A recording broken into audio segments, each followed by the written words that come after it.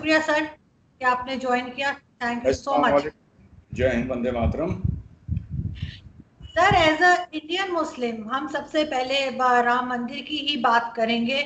आप क्या समझते हैं कि आप सपोर्ट करते हैं या आपको कोई ऑब्जेक्शन है कि इस तरह से जो है एक मस्जिद को गिरा दिया गया, शहीद कर दिया गया और उसके ऊपर एक मंदिर बनने जा रहा है जो बकौल इंडियन गवर्नमेंट और इंडियन लोगों के इससे पहले यहाँ पे राम मंदिर था। लेकिन यहाँ पे सर, इससे पहले आप रिप्लाई करें, जरूर कहना चाहूंगी कि इस तरह से तो हजारों साल पुरानी ये दुनिया बनी हुई है। अगर हम इस यही करने पे आए तो सब हर चीज के, हर बिल्डिंग के नीचे आपको कुछ ना कुछ मिलेगा, तो क्या करें? सब तोड़ दें, सब दोबारा से कहेंगे नहीं इसके नीचे ये था और उसके नीचे वो था। और सबसे बड़ी बात कि नेपाल जो है वो ये कह रहा है कि राम तो वहां पैदा हुए थे। तो ये कंफ्यूजन है जिसपे इंडियन गवर्नमेंट कुछ और कह रही है और नेपाल वाले कुछ और कह रहे हैं। तो ये पहले ये तो डिसाइड करें कि वो पैदा कहाँ हुए थे राम जी। जी शुक्रिया। मुझे पता है कि आपने मुझे इसी मुद्दे पर इनवाइट किया है as an Indian who happens to be a Muslim. और सबसे पहले देश और दुनिया के सभी उन भारतीयों को जिन्होंने राम मंदिर के लिए संघर्ष किया, प्रार्थना करी, उन सबको बहुत बहुत शुभकामनाएं, बहुत बहुत मुबारक। और आज आपके चैनल पे मैं इतनी कैंडिडली और इतनी फ्रैंकली एंड ओपनली आपसे बात करूंगा कि आज की तारीख में कहीं भी कोई अगर इंटरैक्शन या डिबेट चल रहा होगा तो इतनी फ्रैंकली एंड ओपनली बात नहीं करी गई होगी, दिस आई अश्योर यू। अब हम बात करते हैं आपसे कि आपने ये पूछा कि आप इसका अपोज करते हैं या आप इसका समर्थन करते हैं। साहब, जेन्युइनली स्पीकिंग, जो आदमी अपने को हिंदुस्तानी मानता है, इंडियन मानता है, वो उसका क्यों अपोज करेगा? After all it is a matter of birth place of Shri Ram and it is a matter of faith और आस्था। और आस्था के तो ये अजीब देश है मेरा भारत कि यहाँ की मेजॉरिटी कम्युनिटी ने आस्था के नाम पर भी मुकदमा लड़ने को तैयार हो गई। आप बताइए कि अल अक्सा मस्जिद में, जेरूसलम में, जहां हम मानते हैं कि हमारे हजूर सल्लल्लाहु अलैहि वसल्लम आसमानी तारत पर, मिराज पर जहां से उठे थे फरिश्ते जबरील के साथ, उस पत्थर से उठे थे या नहीं उठे थे, उसके ऊपर क्या दुनिया में कोई मुसलमान मुकदमा लड़ने को या सबूत देने को तैयार है? नहीं हो सकता।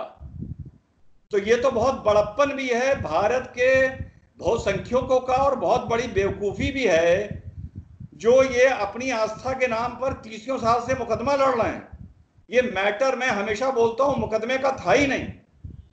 ये मैटर भारत की आस्था का था, एक मस्जिद का था जहां पर हिंदू ये क्लेम कर रहा था कि प्रभु राम पैदा हुए थे हिंदुस्तान के। अब नेपाल का आदमी क्या बोलता है, इंडोनेशिया का आदमी क्या बोलता है, that is not the subject here आरजू। और जहां पर उन्होंने क्लेम किया था आज वहीं मंदिर बनाने जा रहे हैं, उसके अलावा कहीं बनाने नहीं जा रहे हैं। और ये लड़ाई आरजू जी इस बात की अगर होती कि उस जगह पर प्रभु राम पैदा हुए थे या हमारे हजूर आसमानी वहां से उठे थे, तो मुझे समझ में आता।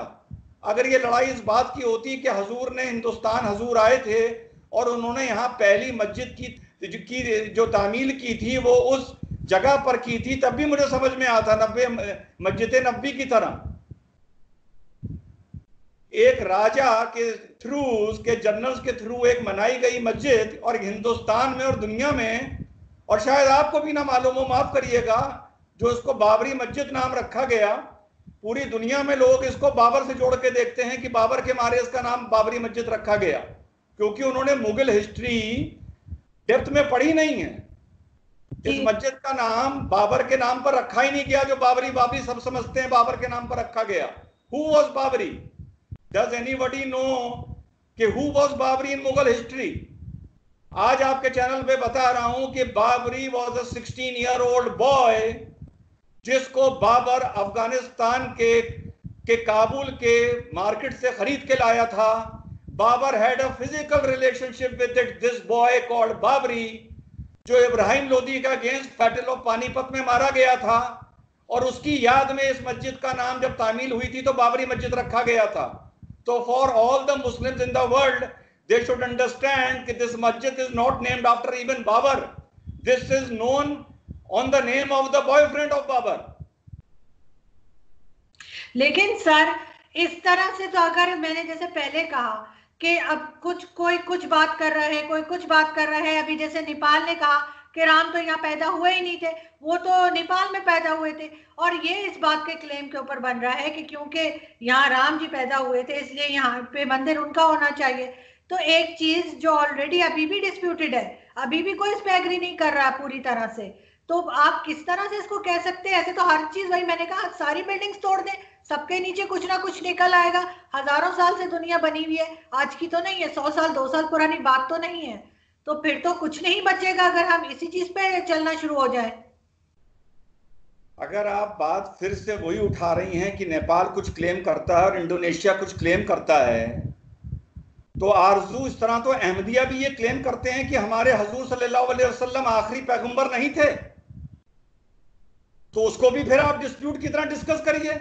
उसको आप क्यों नहीं डिस्कस करते हैं? उसको क्यों नहीं डिस्कस करते? आप करिए उसको भी डिस्कस, पहली बात।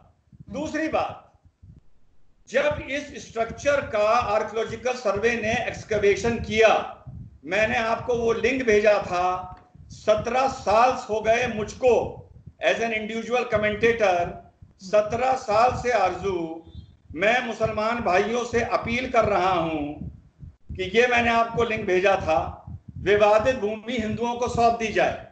ये मैंने 17 साल पुराना लिंक है, ये आज का लिंक नहीं है मेरा।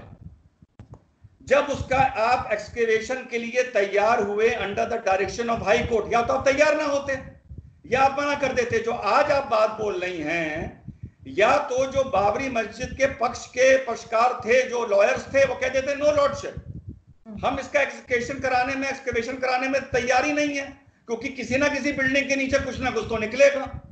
उन्होंने एग्री किया कि ठीक है साहब होना चाहिए, ऑब्जेक्शन फाइल नहीं किया।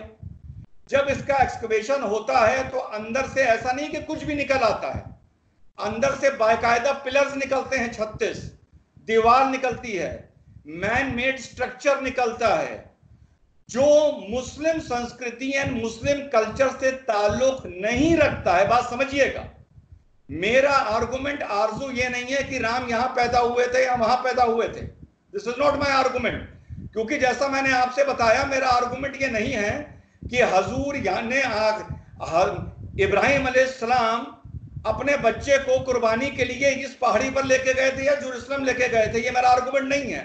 मैं कभी भी फेथ पर आरजू आर्ग्यू नहीं करता हूं। जब उसके नीचे से स्ट्रक्चर निकला और वो मुस्लिम संस्कृति इस्लाम से जुड़ा हुआ नहीं था, वो राम जन्मभूमि थी या बुद्धिस्ट का कोई सेक्रेड स्थान था, या वहां पर कोई महल था, या वहां पर कोई सभागार था, या वहां पर घोड़े का तबेला था, चाहे वहां पर अस्तबल था, कुल मिला के वो जगह हमारी नहीं थी, मुसलमान की नहीं थी। और अगर थी और आपको पता था तो आपको इंडियन कोर्ट्स में ये पहले ही हलफनामा एफिडेविट दे देना चाहिए था कि ये मस्जिद भी हमारी है और इसके नीचे भी एक स्ट्रक्चर है, वो भी हमारा है, जो फलाने फलाने मुगल ने या किसी गौरी ने या गजनी ने किसी ने बनवाया था। तब तो आप चुप रहे, क्योंकि आपको ये लगता था ये लैंड वर्जिन लैंड है। लेकिन जब वहां पर स्ट्रक्चर निकल के आया मैन मेड, तब आप पलट गए। तब आपको नहीं पलटना चाहिए था, मुसलमान को सिर्फ इतना कहना चाहिए था, अब ये जगह हमारी नहीं है। जो मैंने अपील करी थी 17 साल पहले, प्यार मोहब्बत से अपने लिए मस्जिद की अगल बगल जगह लेनी चाहिए थी। मस्जिदें दुनिया में शिफ्ट होती आई हैं, अरे मक्का शरीफ में मस्जिदें शिफ्ट होती आई हैं, और हम दूर की बात क्यों करें, अरब वर्ल्ड की। और हमें इज्जत से बगल में मस्जिद बनानी शुरू कर देना चाहिए था, और ये जगह हमें हिंदुओं को हैंड ओवर कर देनी चाहिए थी। अब हिंदू वहां पर तय करता कि राम यहां पैदा हुआ था या वहां पैदा हुआ था, ये हिंदू का हेडेक है, ये जैनियों का हेडेक है, ये बुद्धिस्ट का हेडेक है।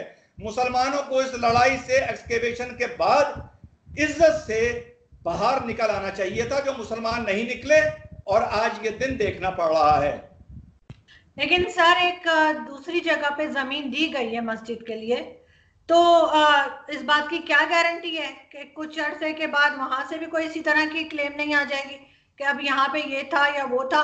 और दूसरा ये कि आप इतना सपोर्ट कर रहे हैं एज अ मुस्लिम, आप राम मंदिर को इतना सपोर्ट कर रहे हैं, तो उसकी कोई रीजन ऐसा तो नहीं है कि बिकॉज आपको बहुत ज्यादा एसोसिएट किया जाता है बीजेपी के साथ, कि आप बीजेपी को बहुत सपोर्ट करते हैं तो बीजेपी कुछ भी करेगी, चाहे वो उल्टा करे सीधा करे? डॉक्टर रिजवान ने कहने वाह वाह वाह बहुत अच्छा किया। देखिए, बदकिस्मती ये है कि 2014 के बाद 2, 4, 5, 10 मुट्ठी भर मुस्लिम, एक तो ऐसे भी हमारे मुसलमान भाई हैं जिन्होंने राम जन्मभूमि पर पिक्चर बनाई, उन्होंने कहा जब राम जी की बड़ी प्रतिमा बनेगी तो उनके लिए चांदी के तीर मैं दूंगा। 2014 के बाद मुट्ठी भर मुस्लिम और झोला भर हिंदू, राष्ट्रवाद की बात करने वाले, सेमिनार करने वाले, बढ़ चढ़ के बोलने वाले, है ना, लेक्चर देने वाले, यूट्यूब पर भी हर जगह बहुत पैदा हो गए। कब के बाद? 2014 के बाद। I speak on my evidence. मैं राम मंदिर के लिए आज से 17 साल पहले बोल रहा हूं, जब नॉर्थ इंडिया में गुजरात को छोड़ के अच्छी तरह नरेंद्र मोदी और अमित शाह को कोई अच्छी तरह जानता नहीं था, योगी जी को कोई जानता नहीं था। मैं तब से बात कर रहा हूं राम मंदिर की, क्योंकि मुझे पता था कि एंड में वहां पर राम मंदिर ही बनेगा। राम मंदिर भारत में नहीं बनेगा आरजू, तो फिर कहां बनेगा? हमें जगह दे दो, हमें जगह दे दो, हम वहां राम मंदिर बना लेंगे दुनिया में। हम यहाँ अयोध्या में नहीं बनाएंगे। हमें आप जगह दे दो पाकिस्तान में, हमें जगह दे दो सऊदी में, हमें जगह दे दो मिडिल ईस्ट में, हम वहां बना लेंगे, हम यहाँ नहीं बनाएंगे। कहीं कोई हमें जगह देगा? तो जो राम मंदिर यहां नहीं बनेगा तो आरजू कहां बनेगा? Common sense. देखिए, थ्योरी ऑफ गवर्नेंस है highest happiness of the highest number. This is the theory of governance. ये आरजू हर जगह लाइफ में लागू नहीं होती है, गवर्नेंस में लागू नहीं होती है। ये नहीं कि कोई अल्पसंख्यक है, कोई अकलियत का भाई है तो कोई बहुसंख्यक उसका कत्ल कर दे तो उस पर मुकदमा नहीं चलेगा। नहीं, ये बात नौकरी देने में, आदमी की तालीम में लागू नहीं होती है, इंसाफ में लागू नहीं होती है। लेकिन जब आस्था की बात आएगी, जब मजहब धर्म की बात आएगी, तो highest happiness of the highest number देखा जाता है। आज भी अमेरिका में the president of America swears by the Bible. अब आप ये बताइए कि आपने हाल में अल सोफिया का किस्सा सुना होगा, तुर्की का सुना होगा आपने। वहां क्या हुआ? 900 साल से वो एक चर्च था। तुर्की के लोग खुद मानते हैं वो चर्च था, सब मानते हैं। उसके बाद वो 500 साल पहले मस्जिद कर दी गई। मुस्तफा अतातुर्क ने आके कहा no it will be a symbol of secularism, उसने उसको म्यूजियम बना दिया। 15 दिन पहले तुर्की में उसको फिर से मस्जिद कन्वर्ट कर दिया गया। पूरे यूरोपियन वर्ल्ड ने, क्रिश्चियन वर्ल्ड ने इसका विरोध किया। दुनिया के मुसलमानों ने क्या इसका विरोध किया? आपने किया कि अल सोफिया म्यूजियम को मस्जिद क्यों बना रहे हो? आपने ट्वीट किया तुर्की के प्राइम मिनिस्टर को कि आप ये क्यों कर रहे हैं। इमरान खान ने ट्वीट किया, ओएसी ने किया, दुनिया के मुसलमानों ने किया? नहीं किया। क्यों नहीं किया? क्योंकि उनको खुशी हो रही थी ये म्यूजियम दादागिरी के चलते एक मस्जिद बन रहा है। और अगर मैं ये सवाल आपसे पूछूंगा, ओएसी से पूछूंगा, भारत के मुसलमान से पूछूंगा, तो जानते हैं वो क्या जवाब देगा? वो कहेगा भाई हमसे क्या मतलब, वो तुर्की का मैटर है, हमसे भारत की बात करो। बहुत अच्छी बात है। जब रोहिंग्याओं की बात आएगी तो म्यांमार का रोहिंग्याओं का ठेका ले लोगे। जब बांग्लादेशियों की बात आएगी तो आप उनका ठेका ले लोगे।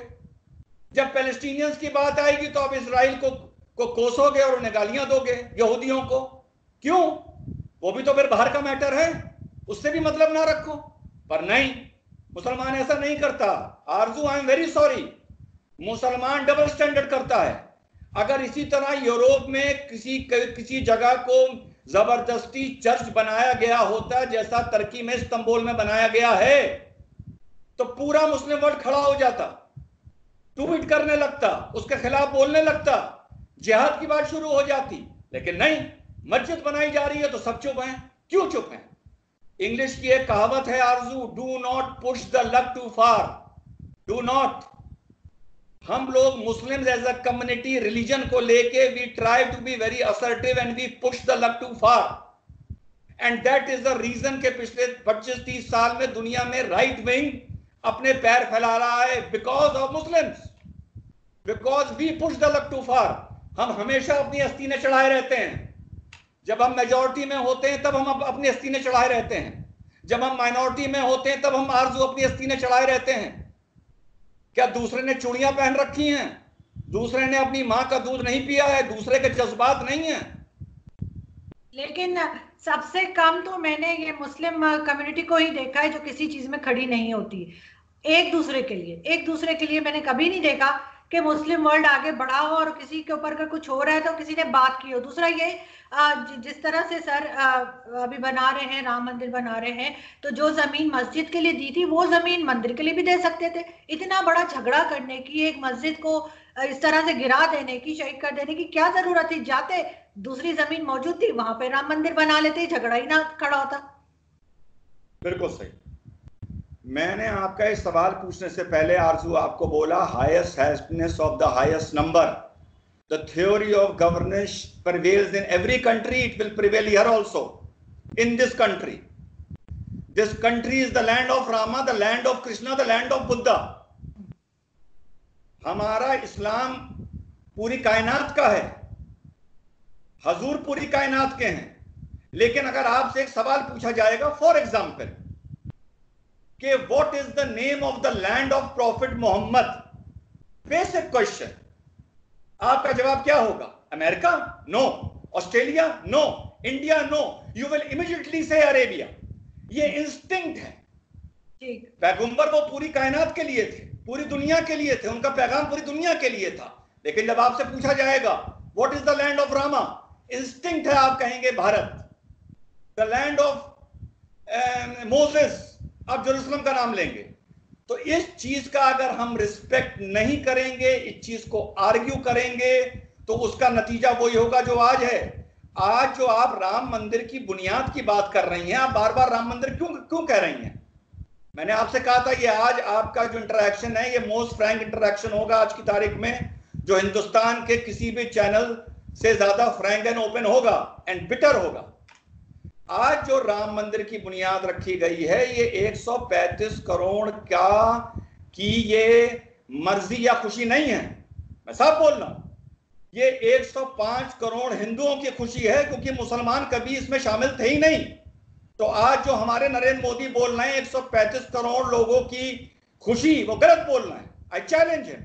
नो, वो तो लिहाज में बोल रहे हैं, being the prime minister of this country, पहली बात।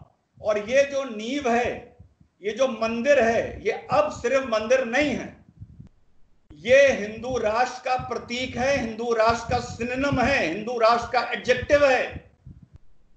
और ये एक सेक्युलरिज्म का सिनोनिम और एडजेक्टिव भी हो सकता था। आरजू कैसे? अगर एक छोटे से मुसलमान रिजवान अहमद की बात सुन ली होती और मुसलमानों ने प्यार भरे समझौते के साथ ये जगह हिंदू भाइयों को दे दी होती, तो अगल बगल कहीं आज ही मस्जिद की बुनियाद भी डाली जाती। और आज क्यों, बहुत पहले ये हो गया होता, शायद नरेंद्र मोदी पीएम ही ना होते। नरेंद्र मोदी तो आज पीएम है, पहले तो यहां सेकुलर लोगों ने भी रूल किया है।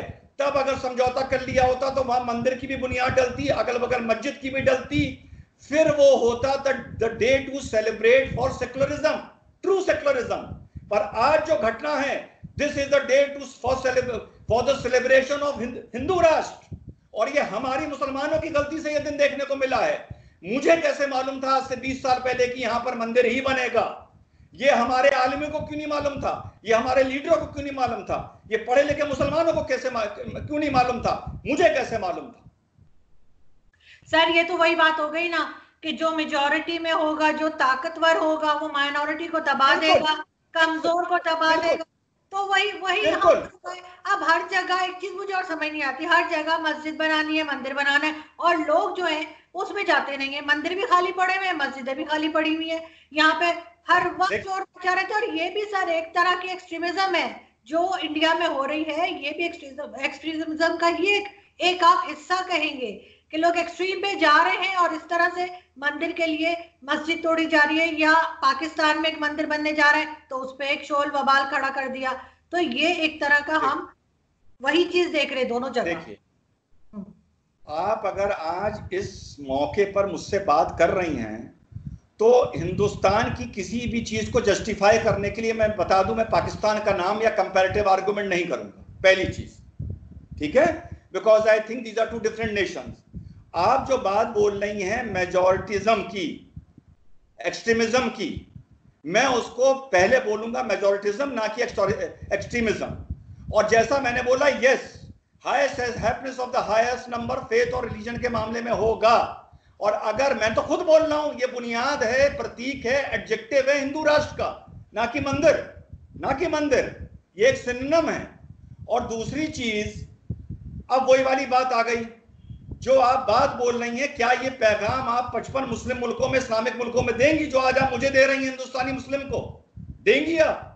अगर आपको ये पैगाम देना था तो आपने ये बात ट्वीट करके टर्की के प्राइम मिनिस्टर से कही कि आप उसे मस्जिद क्यों बना रहे हैं। आप मुझे वो ट्वीट दिखा दीजिए कि आपने ऑब्जेक्शन किया, मैं आपके आगे हाथ खड़े कर दूंगा। आप मुझे वो ट्वीट दिखाइए कि आपने टर्की में उस जगह को जबरदस्ती जो मस्जिद बनाया गया है 15 दिन पहले, आपने उसका ऑब्जेक्शन किया, और दुनिया के कौन कौन से मुसलमानों ने उसका ऑब्जेक्शन किया।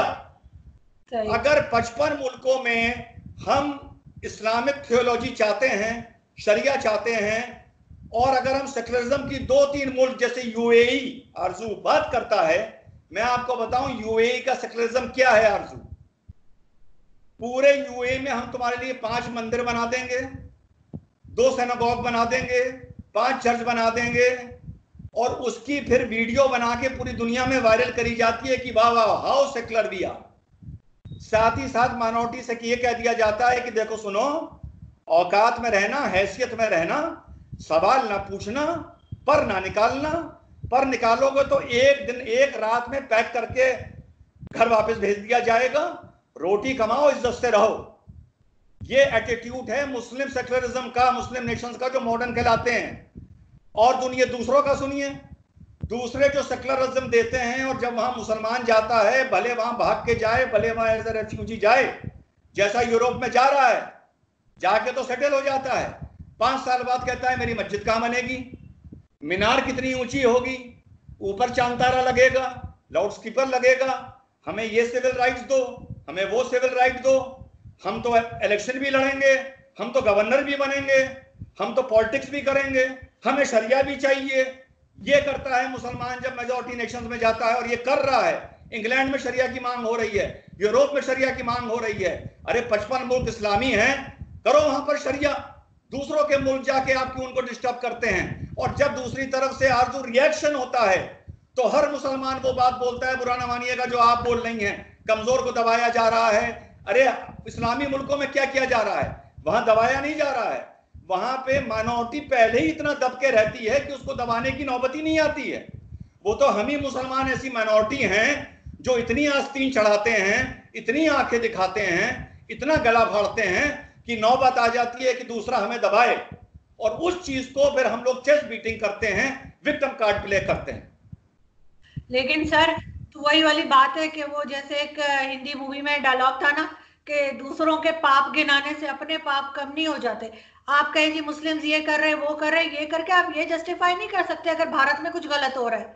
अगर भारत में मुस्लिम्स के साथ कुछ गलत हो रहा है तो सिर्फ ये कह देने से कि बाकी मुस्लिम कंट्रीज में माइनॉरिटी के साथ गलत हो रहा है, आप उसको जस्टिफाई नहीं कर सकते। और दूसरी बात, मैं जितनी इज्जत अपने पैगंबर की करती हूँ, मैं उतनी ही इज्जत राम जी की और सब लोगों की करती हूँ जिस भी रिलीजन से हो, ठीक है। लेकिन आपका ख्याल है कि अगर इस जमाने में, इस टाइम पे अगर राम जी होते तो उनको, लॉर्ड राम को ये अच्छा लगता कि कोई मस्जिद इस तरह से गिरा दी जाए और उसकी जगह उनका मंदिर बनाया जाए? क्या वो ये अलाउ करते? क्या वो खुश होते ये देखकर? मेरा ख्याल है नहीं।